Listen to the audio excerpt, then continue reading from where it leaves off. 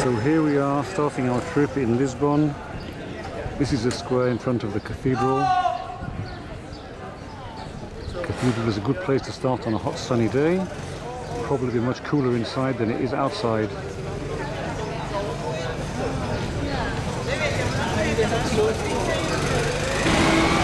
Unfortunately, it seems to be closed for renovations and we couldn't go inside. Oh well, never mind. The famous tram number 28. The general view looking back from the riverfront.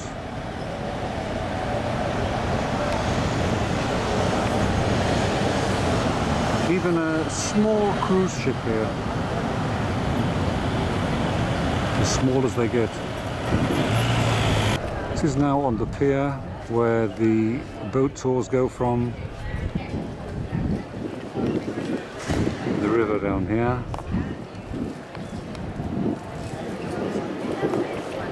And now I'll take you inside. You can see the beautiful interior. Portugal is famous for its wall tiles, and this place is no exception.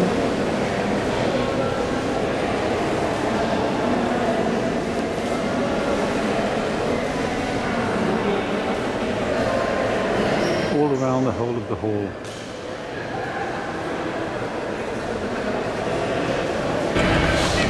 This is the statue of one of the most famous kings of Portugal, João Aviz. He was the king in the 14th and 15th centuries.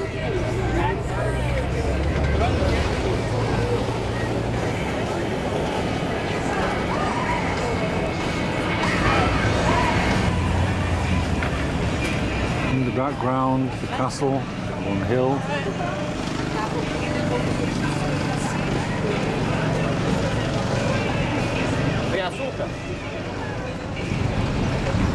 Now heading into the Jeronimus Monastery.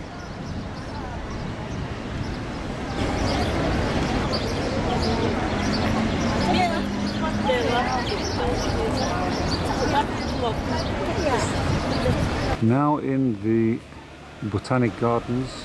Peacocks everywhere here.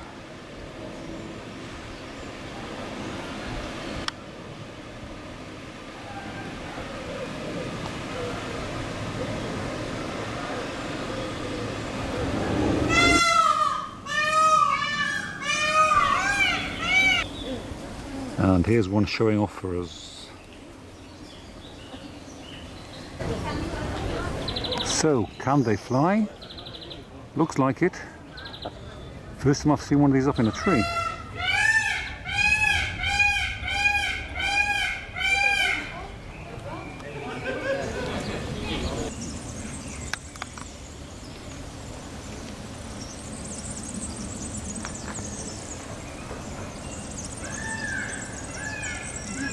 That's the noise of the peacocks in the background.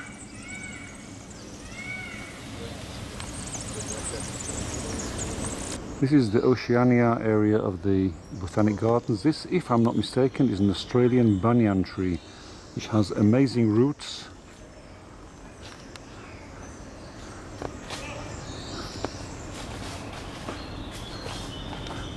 Quite something to see.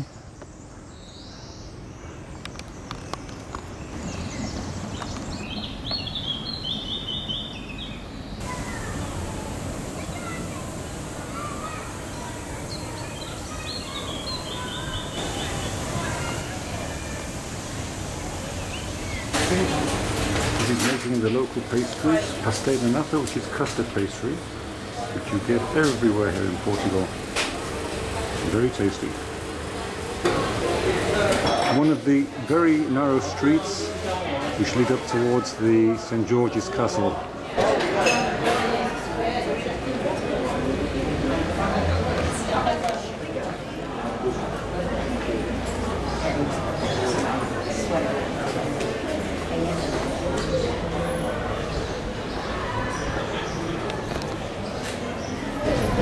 Before we arrive at St. George's Castle, this is a wall mural of the castle which we see on the way up. Made of the famous Portuguese tiles.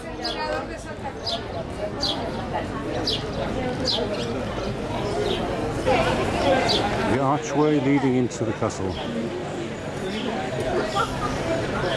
And St. George up there, watching over us.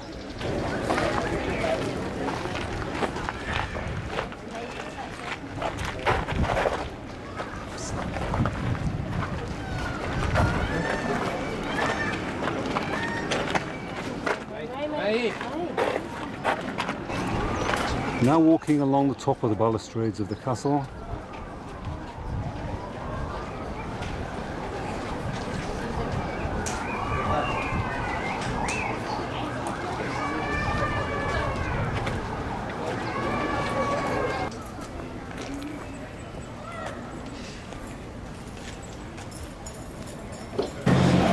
This is the Santa Justa lift. Mainly a tourist attraction, but actually it connects the lower neighborhoods down here. So the higher neighborhoods on top of the hill, there's a bridge behind it which connects to the neighborhoods on top. It was built more than 100 years ago. Now here's an optical illusion for you. This square is perfectly flat. Doesn't seem that way. This is a design made after there were floods here, after they had an earthquake, and it's supposed to represent waves, but it is actually completely flat. This is a memorial to the massacre of the Jews in this town in the year 1506.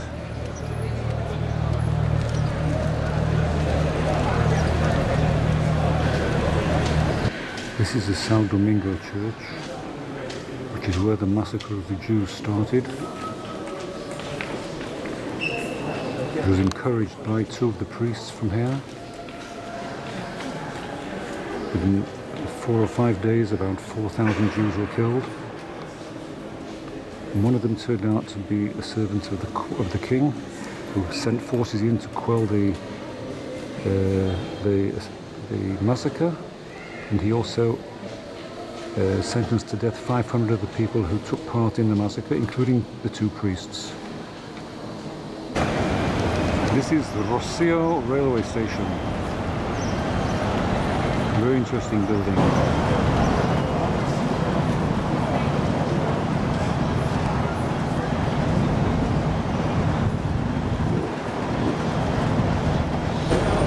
We're now in the front of the National Police Museum, and as you can see, some of them are out here guarding the place.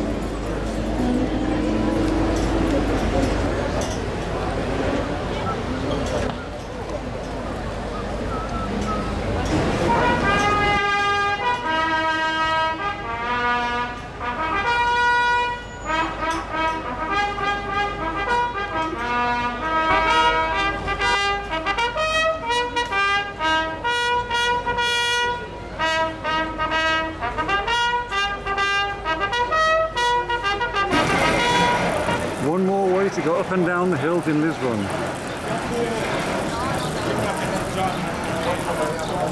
Very old, this one.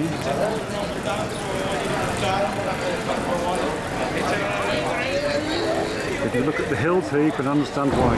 Lisbon is home to a lot of street artists, and the city allows them to decorate walls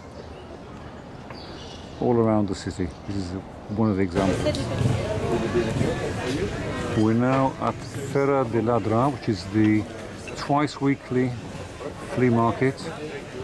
A massive market here, every Saturday and Tuesday. Sell here everything you can think of. Lots of pickpockets around you have to be careful of, but it's fun to wander around.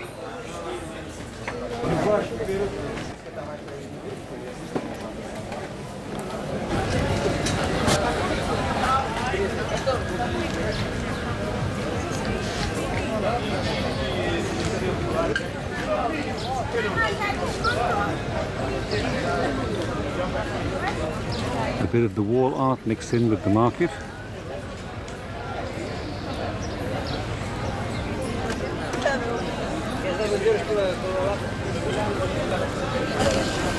This is the Church of São Vicente.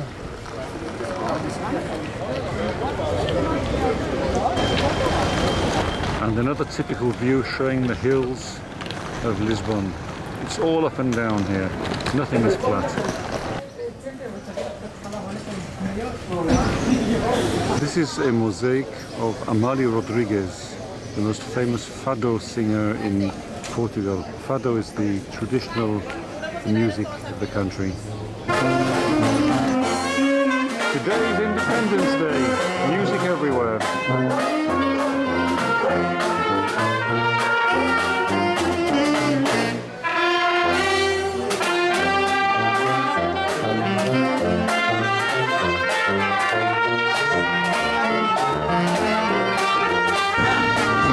Famous wall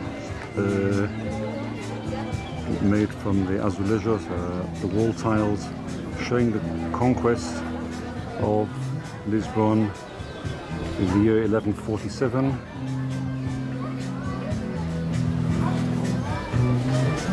The city was occupied by the Moors, was conquered by the English, I believe.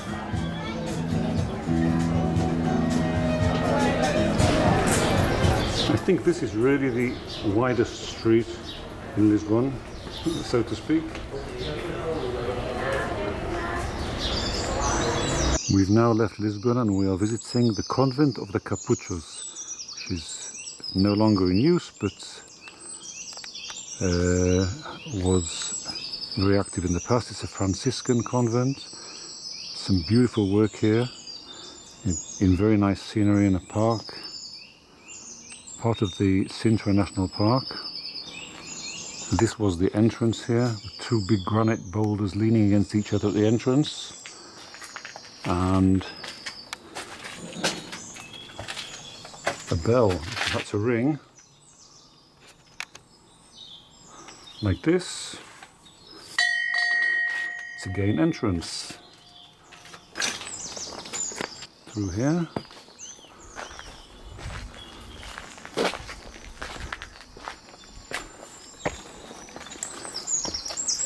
This is where pilgrims would arrive. They would get food to eat here, be able to drink from the fountain.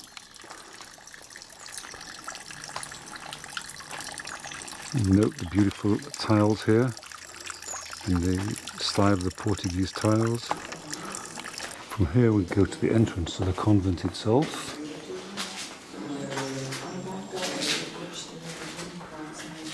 This is a chapel that was actually added later in the 18th century, or the original buildings from the 15th century. The walls completely covered with these blue and white tiles, which are typical of that period.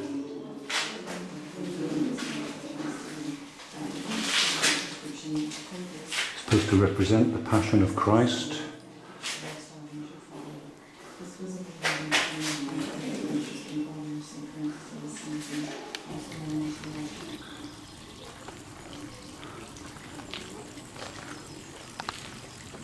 The convent is really remarkable. Been very well looked after, considering its age. Built between the 16th and 18th century. And this building is the chapel of Our Lord in Gethsemane. Going into one of the rooms here, you can see the door is coated in cork. Cork is very popular in Portugal. A lot of things are made of cork, and this is one of the few items that the monks allowed themselves as a luxury. The windows were also coated in cork, and the whole of the outside of the doors. This is the corridor of cells. Each cell here is very small, and it's only about just over about 1.5 meters high. The monks lived in here, and they were so small they had to be bent over all the time to get in and out, and the bending over was seen as an act of obeisance to God. Each room inside was very, very small, with a window.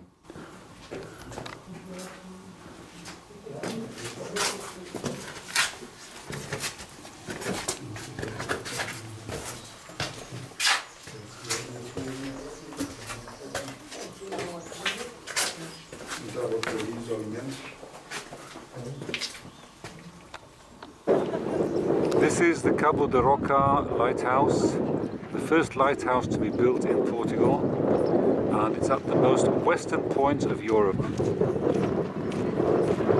From here, only the sea and the United States. This is now the sanctuary of Peninha, about 500 meters above sea level. The view from the top of the sanctuary of Peninha.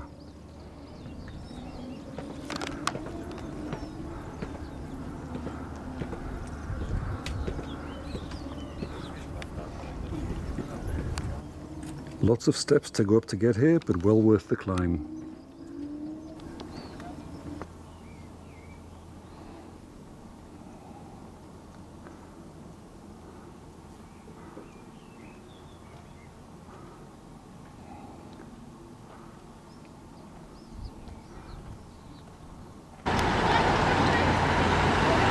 Some of the views around Sintra.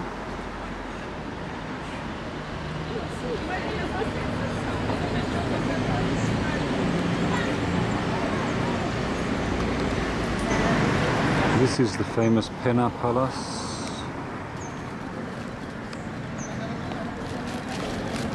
And this is Sintra Town Hall, also quite a beautiful building.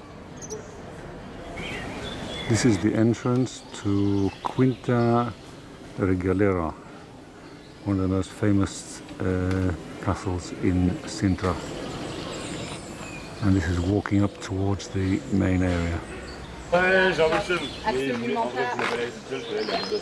On n'a absolument pas remonté les escaliers. On n'est pas du tout ressorti par là. Walking through the gardens of the Regalera.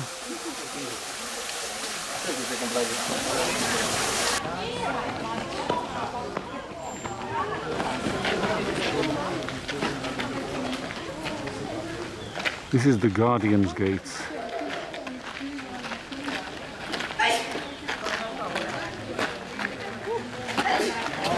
This is now the initiating well inside the castle grounds. Spiral staircase going all the way down. Now looking up from the bottom. It's part of the underground tunnel system, which is amazing here. Here we have the chapel, and on the right hand side the palace, where we're going to be going in a moment.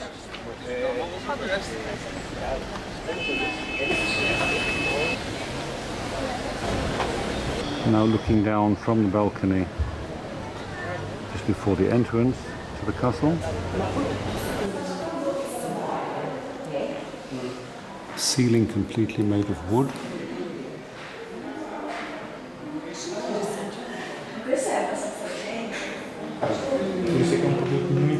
É bom porque a gente já usou esse produto no teto. No teto.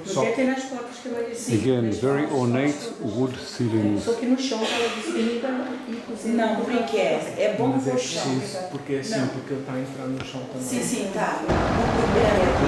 This is the Mafra Palace, one of the largest palaces in the whole of Europe.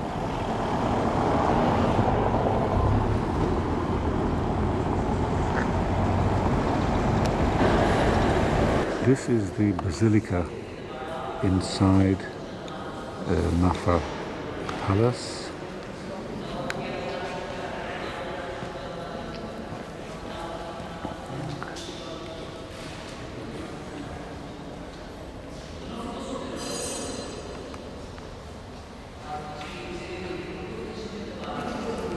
The basilica is rather unique in that it has 6 organs. There's one, the second one, the third one, the fourth one up there, another one up here, and the 6th one on this side.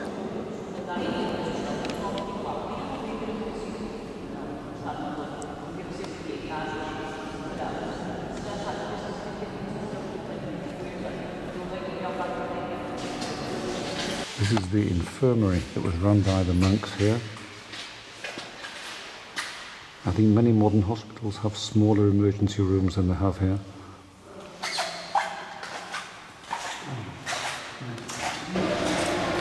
We're at the entrance to the Royal Palace. Beautiful fresco on the ceiling.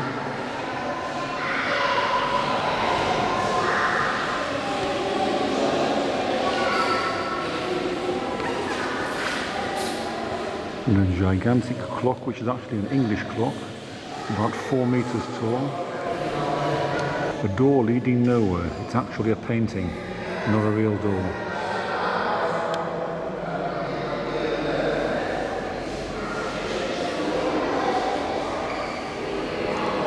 This is the music room, as you can see from the piano. And they also have what is called a square piano. This one here. It's a bit different from usual kind of piano.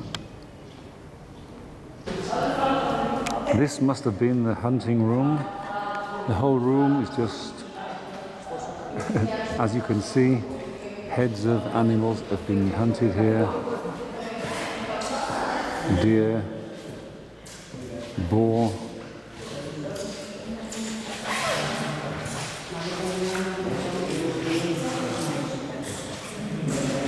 Even the chandelier is made up of animals' heads.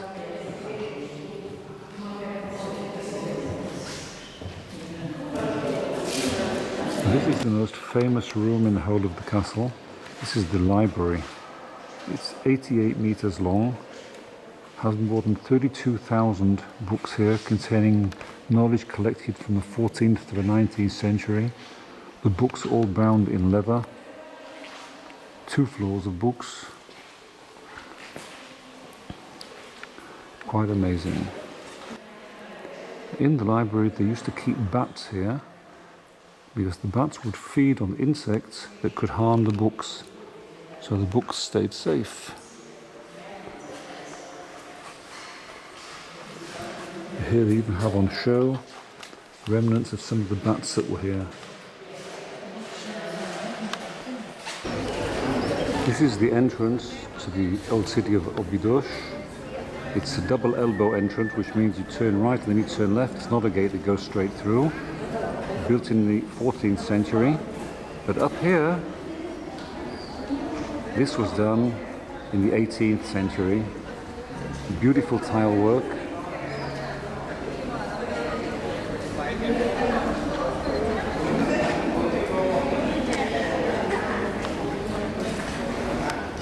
Now wandering through the small cobbled streets of the old town, and like everywhere else in Portugal, nothing is on the level here. Everything is either very steep going up or very steep going down. This is the main street going through the old city.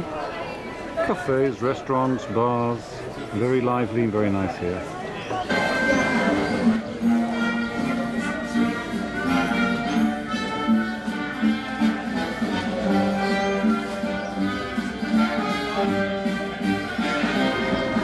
This is the way Óbidos looks from on top of the city walls.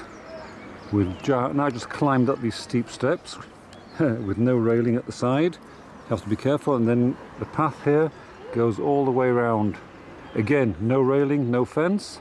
You walk next to the wall and you can go all the way around and eventually come out somewhere at the bottom.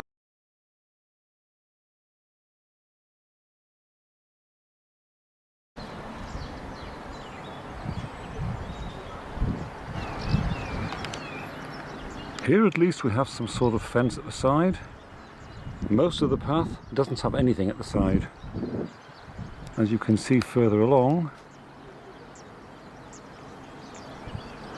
you walk, you have the wall on the left and nothing on the right. Eventually we end up at the fortress. Another viewpoint from on top of the walls.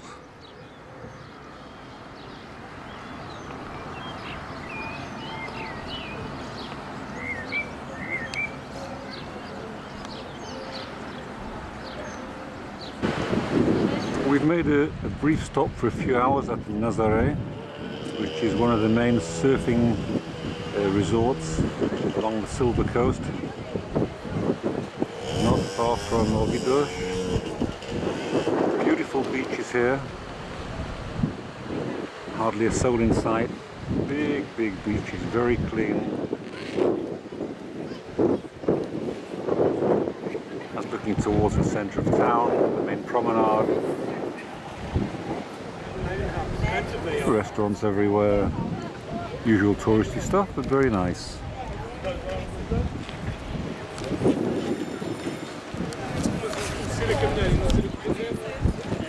We wanted to get up on the funicular railway, which you can see up here. Unfortunately, it's closed for renovation. Normally you would go up on the funicular railway to the top, and then from there you can walk down all the way to the lighthouse at the end, which we're not going to be able to do today. But it's a nice place to wander around anyway. Now entering the underground cave Miradaire.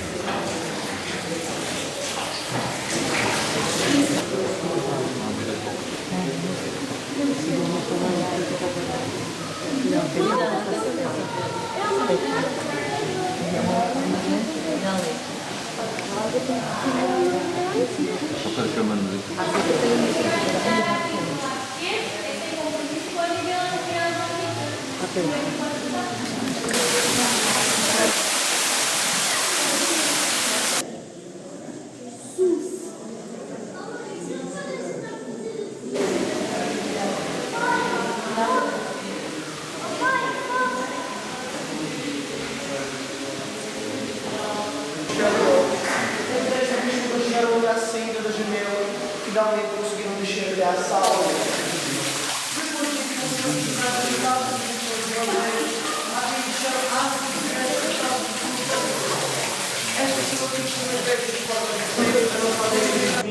Temos aqui dentro no total 15.000 garrafas de vinho tinto.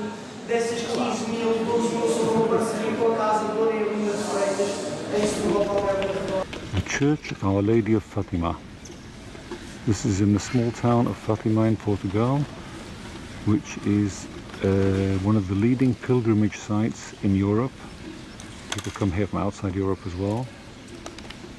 In the town of Fatima, 3 boys saw a revelation of the Virgin Mary appeared before them, and since then this place became a pilgrimage site. The church here is the 4th largest Catholic church in the world, holds more than 8,500 people.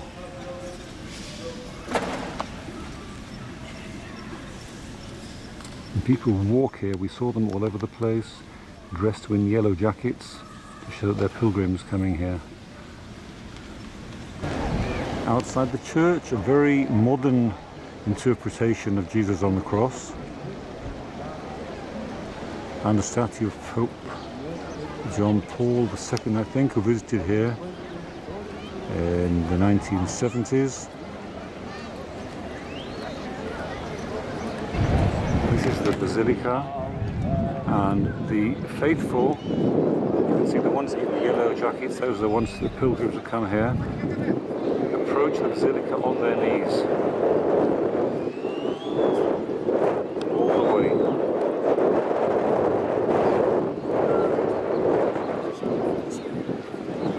Not all of them in the yellow jackets, but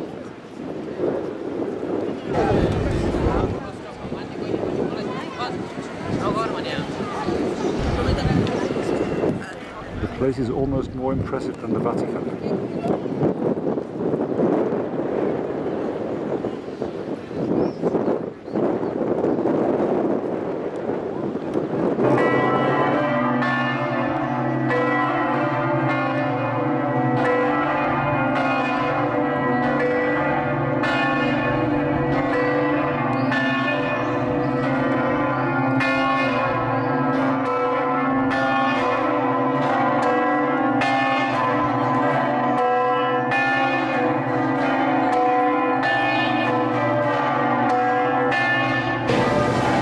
Basilica of the Rosary.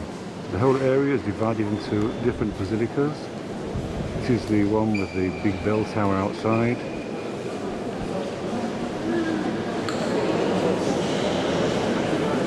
Looks like the main basilica.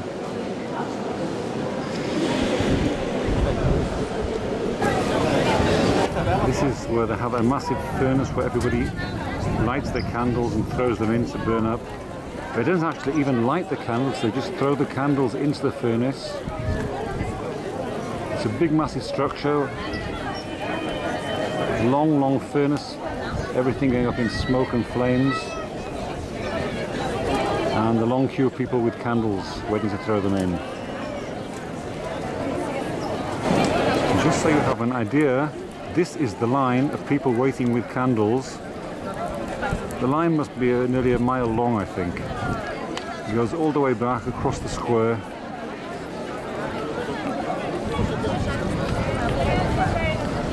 Then goes up there.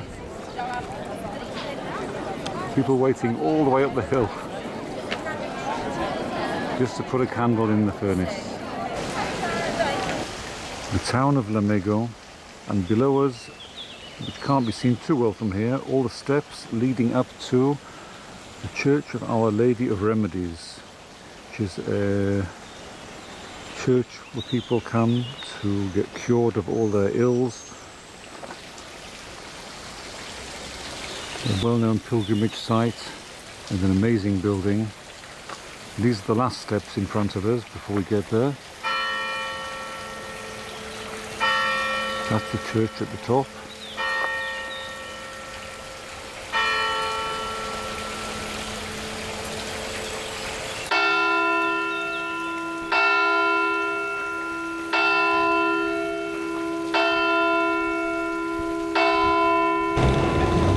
These are the steps leading up to Our Lady of the Remedies Church top.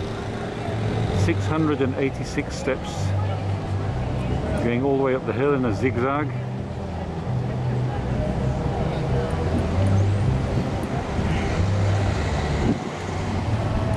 Long climb up there.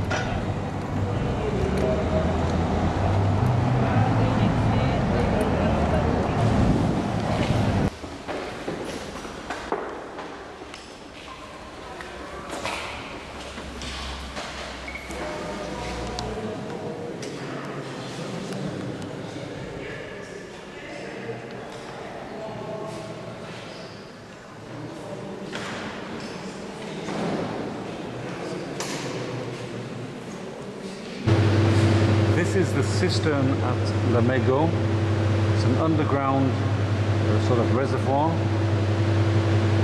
The rainwater comes in through all the holes in the wall, the holes in the ceiling and along the wall itself. That mark along the wall there was where the water used to go up to, would hold up to 20,000 cubic meters of water. Now it's more of a museum, but there is still water down here. Very impressive. This is now the railway station at Pinhão, which is in the Douro Valley, and the whole of the wall of the station is covered with the azulejo tiles, the wall tiles, beautiful designs, the whole length of the platform.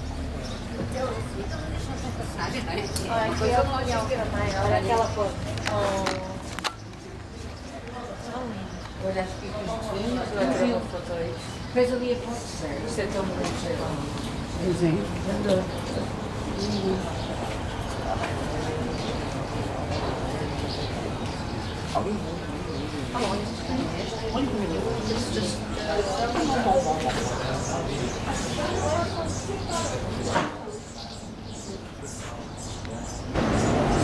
The side of the station facing the street also has similar tiles along the whole of the wall.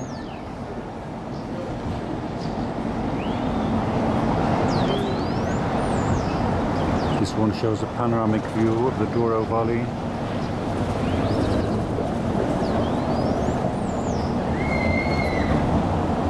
This one also showing the bridge.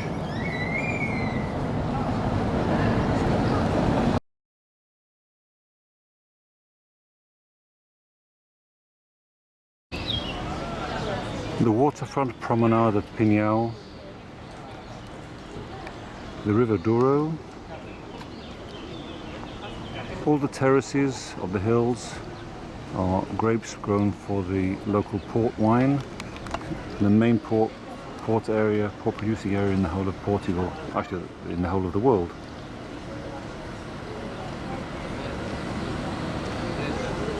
Cruise boats. Time for a cruise along the river. This is our boat. We're cruising along the river for an hour. This is the road bridge where you enter Pinhão. We're now cruising down the river.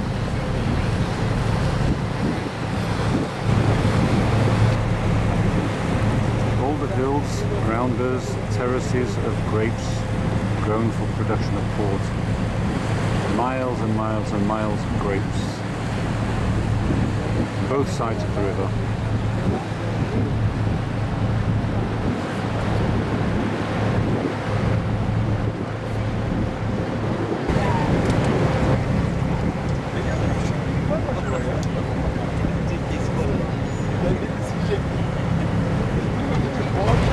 And another view of the bridge with the walled terraces above it. See now on our way back.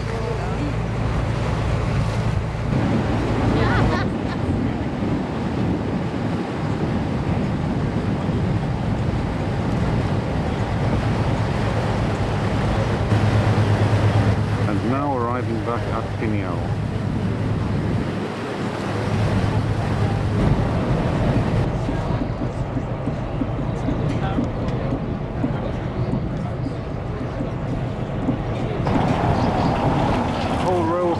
Here with swallows' nests all the way along.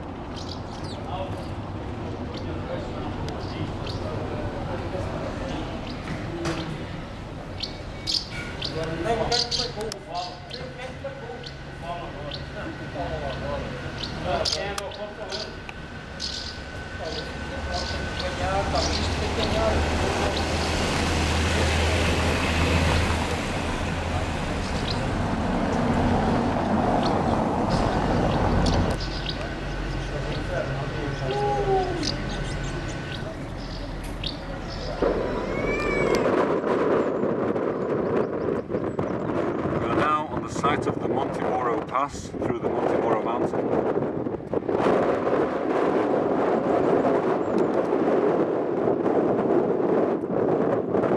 Beautiful views from up here.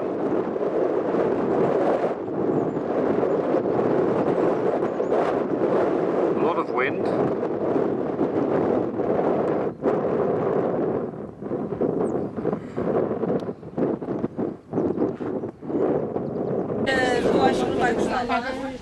A brief stop in Aruca, or Arusa, I'm not sure how it's pronounced. We just by chance happened to be here on the day when they have a twice monthly market.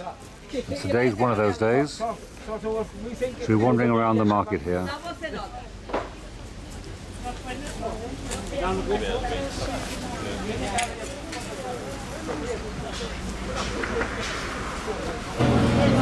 And finally we arrived in Porto.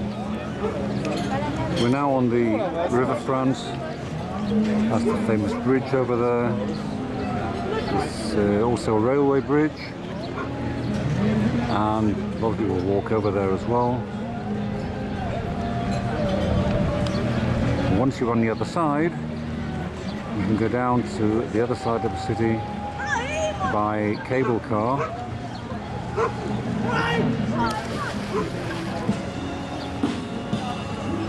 You can see here the cable car. It goes all the way down.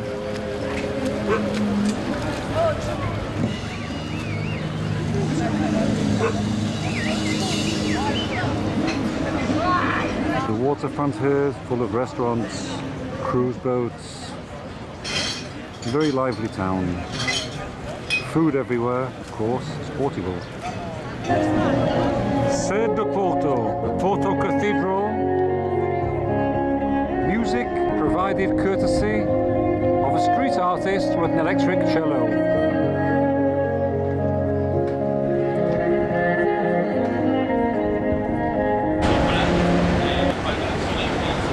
view from Porto railway station towards Rua de Flores, the street of the flowers, one of the main streets that runs through the centre of Porto.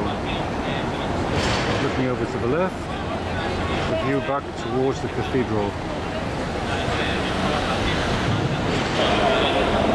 Salbento railway station in Porto, famous for the wall tiles, azulejos, more than 20,000 of them making up the pictures around the entrance.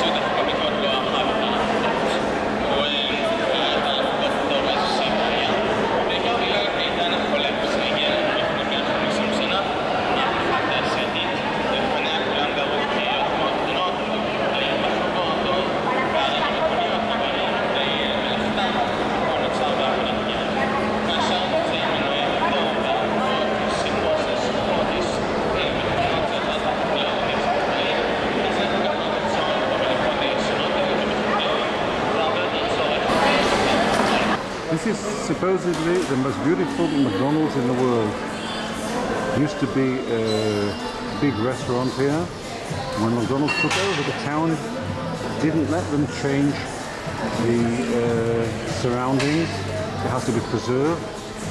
So it's a McDonald's serving McDonald's food, but in an atmosphere of a high-class cafe or restaurant. Chandeliers on the ceiling.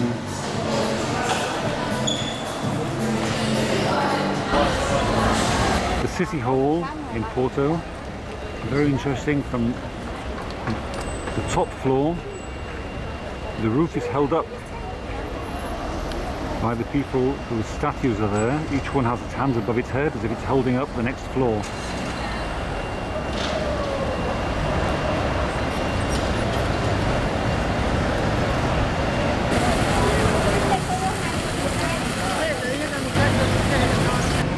Two big churches next to each other. The one with the blue tiles on the wall is the Carmel Church, and the one with the light-coloured tiles on the wall is Carmelite Church.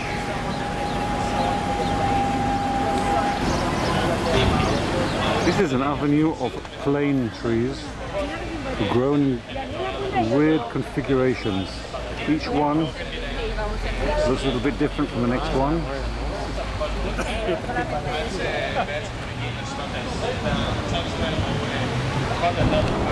This used to be the street of the Jews. It was during the time of the Inquisition.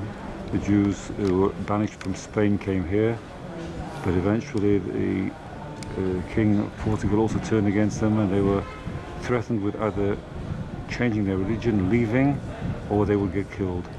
This whole area was rebuilt with churches and monasteries to hide the Jewish identity, and this was put up later in memoriam to all the Jews who used to live here. The general view from one of the higher viewpoints, looking over Porto.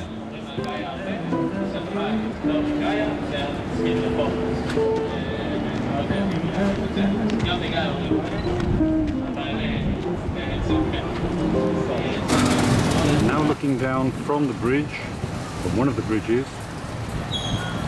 What a great place for a cafe.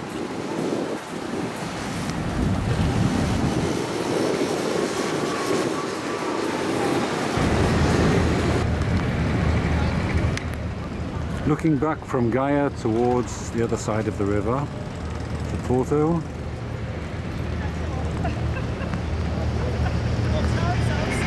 Nossas.